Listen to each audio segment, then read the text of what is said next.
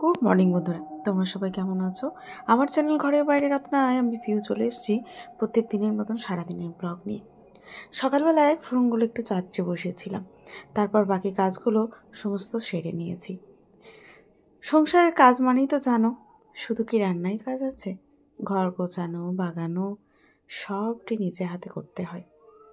হ্যাঁ, দিদি বাসন মেজে যায়, একটা দিদি আছে বাসন মেজে যায়, তারপর বাকি কাজগুলো সবই আমায় করতে হয়। তো সকালবেলা রান্নার দিকটা চলে গেলে বাকি কাজগুলো কিন্তু পড়েই থাকে। তো ভাবলাম আজকে আমি রান্নার দিকটা যাব না, তো সকালবেলা একটুখানি রুটি করে নিই। রুটি করে নিলে সকালবেলা তোমাদের দাদা খেয়ে বেরিয়ে যাবে, আমিও একটু খেয়ে নেব। আর একটু বেলাতে রান্নাগুলো করলে অতটা চাপ হবে না, যেহেতু ছেলেই তো অনেকটা বেলাতে আসে, ধীরে সুস্থে একটু রান্নাগুলো করব। তো চলো, বাকি কাজগুলো সকালবেলা আমার বাগানো হয়ে গেছে।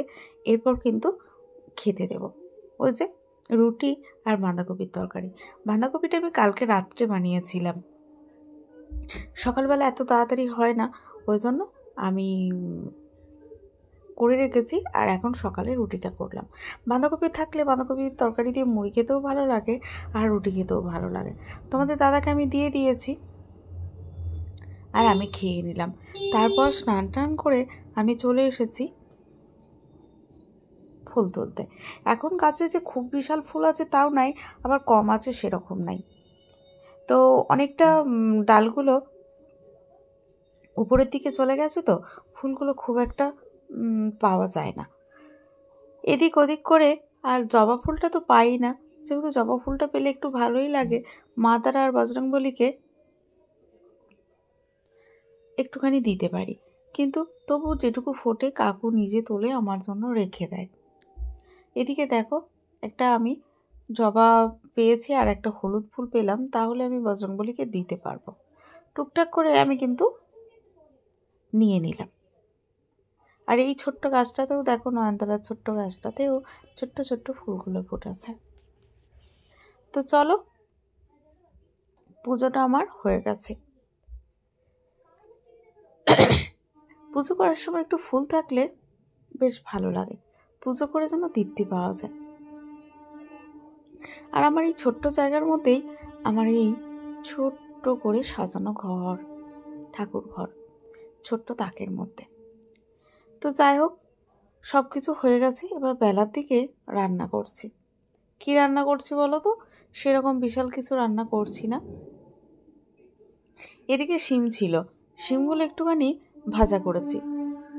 আর আমি কিন্তু আলু সেদ্ধ দিয়েছি। আলু সেদ্ধটাকে পেঁয়াজ আর কাঁচা লঙ্কা ভালো করে ভেজে নিয়েছি। ভালো করে আলু সিদ্ধটা মাখা করব। আলু সিদ্ধটা যদি ভালো করে মাখা যায়, একটু ভাত খেতে কোনো অসুবিধা হয় না, ভালোই লাগে খেতে। হ্যাঁ, বেশি আলু খাওয়াটা ভালোও না, কিন্তু হ্যাঁ, আমি ওই যে যখন আলু ভাতেটা করি তার সাথে আর কোনো সেরকম বিশাল কিছু কোনো আলুর তরকারি করি না, যেহেতু আলুটা একটু বেশি করে মাখিয়ে খেতে ভালোই লাগে। সাথে করেছি লাউ ডাল। লাউ ডালের সাথে আলু মাখাটা বেশ ভালোই লাগে। আর ডাল, কথাই বলে ডাল আলু ভাতে, ডাল আলু ভাতে থাকলে মানে ডাল আর আলু মাখা, সেটা ভালো লাগে। আর লাউ ডালটা শুধু প্লেন লাউ ডাল করেছি, এখানে কোনো আলু দিইনি। তো চলো, ফাইনালি কি রান্না করেছি সেটা তোমাদের সাথে শেয়ার করা যাক। আমি ভাত সাজিয়ে নিয়েছি, প্রত্যেক দিনের মতন ভাত সাজিয়ে নিয়েছি। গন্ধরাজ লেবুটা তো অনেকটা বড়, কালকেও কিছুটা করেছি, আজকেও কিছুটা নিয়েছি। যেহেতু গন্ধরাজ লেবুটা আমার বেটুরাম আর আমি খাই, তোমাদের দাদা খেতে পছন্দ করে না। সাথে আমি কিন্তু নিয়ে নিয়েছি পেঁয়াজ। পেঁয়াজ কাঁচা লঙ্কাটা ভালোই লাগে সাথে থাকলে। আর শিম ভাজা করেছি, তোমরা তো জানোই। শিম বাটা বলো, শিম ভাজা বলো, বেশ ভালোই লাগে খেতে এই সময়টা।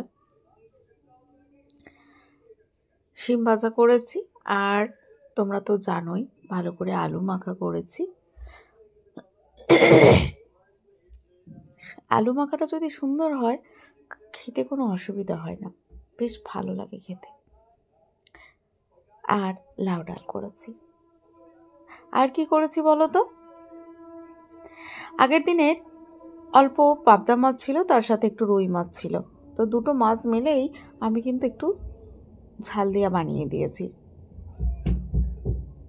আর সেরকম কিছু করিনি, এইটুকুই রান্না।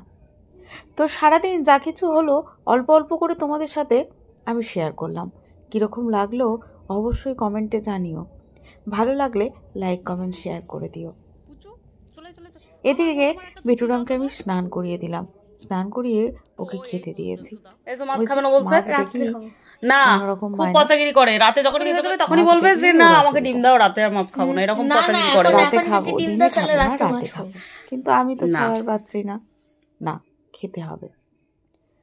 যেহেতু ও মাংস খায় না, আমি একদমই জোর করি না, ঠিক আছে খেতে হবে না, কিন্তু মাছটুকু তো খেতে হবে।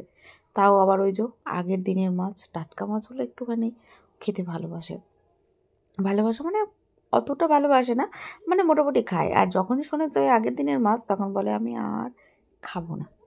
কিন্তু ওই যে জোর করে মাছ হলেই খাইয়ে দিতে হবে, ঠিক আছে তাই সই, আমি খাইয়ে দেব, কিন্তু ওকে খেতে হবে।